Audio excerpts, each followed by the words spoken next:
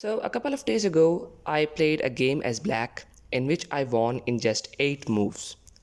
So, I used the fishing pole trap, and you guys must know that the fishing pole trap is one of the most effective traps that you can use when you're playing as black.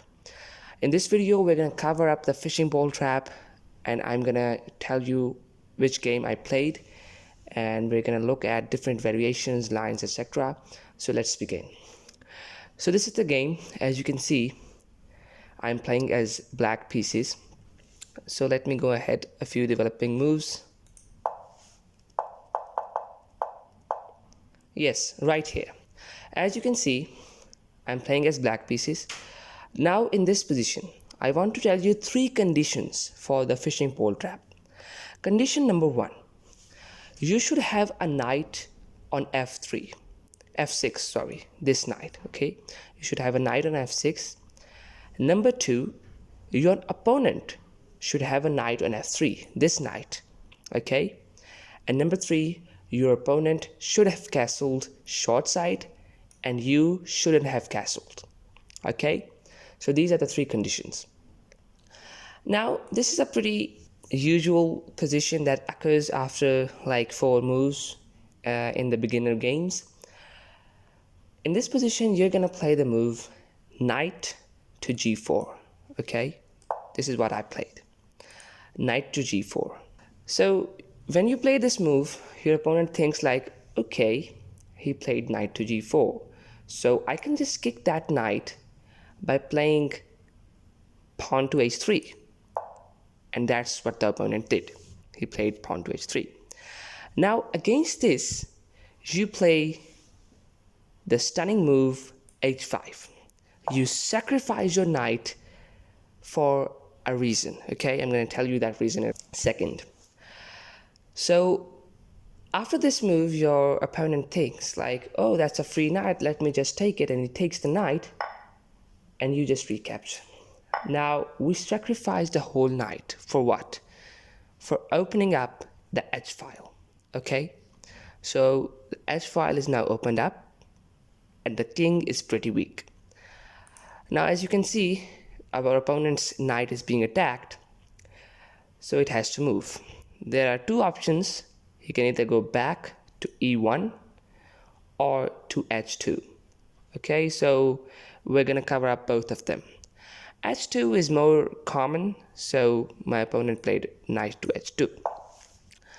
Now at this move, you play the stunning move which almost wins the game for you, which is queen to h4.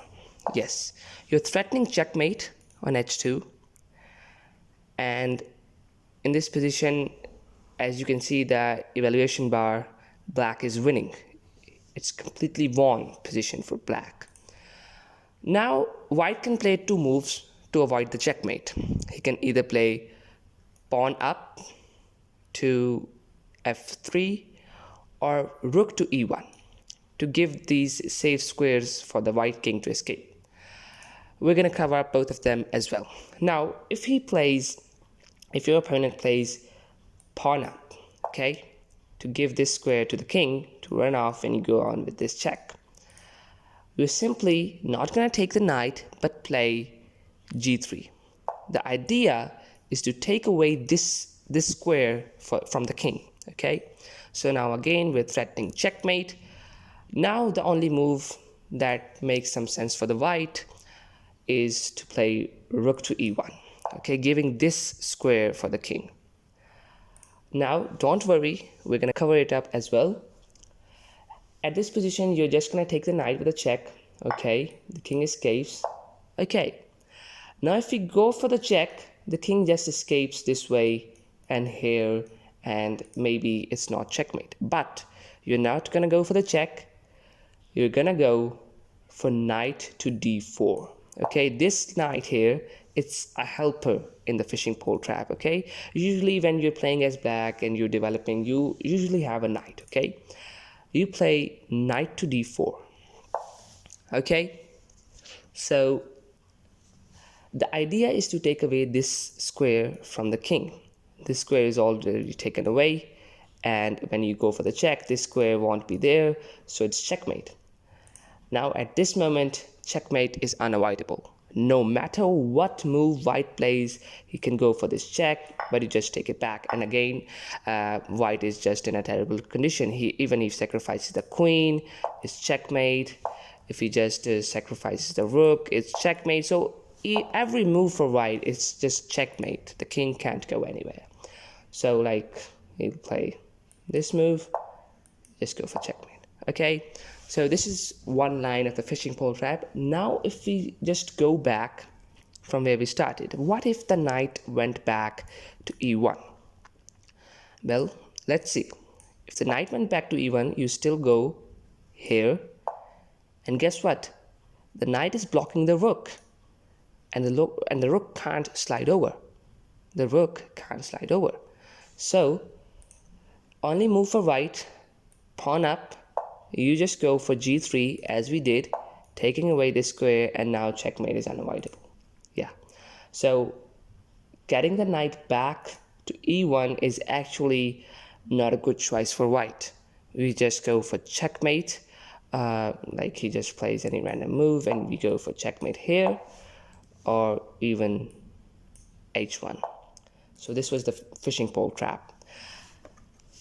Now when we go back to the game, let's start from the beginning. e4, e5, and just these normal developing move, your king castles. And when my opponent played this move, I played pawn to g3, and he just resigned. So this is how I won in 8 moves. It's not necessary that your opponent will also resign in this move, but I showed you all the lines for the fishing pole trap. And trust me, this trap is gonna win you a lot of games. So make sure to check it out. And when you win a game with this trap, just comment down below that you win a game.